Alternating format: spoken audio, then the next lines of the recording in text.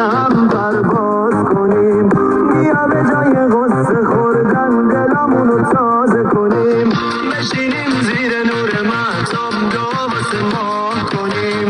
اگه دلی گرفته داری که نباید گریه کنی، باید از خودش بخوای به خود خدا تکیه کنی، به خدا تکیه کنی.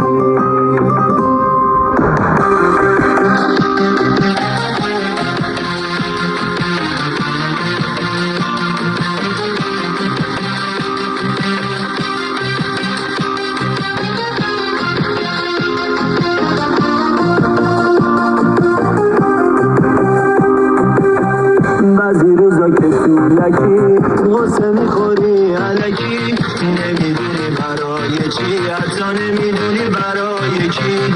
منم به اندازه تو هم به اندازه من، همه به اندازه هم پریم از این غصه و غم. اما حقیقت اینه که دنیا همین دو روزه هاست، بیا بخندیم واسه هم، خنده میگن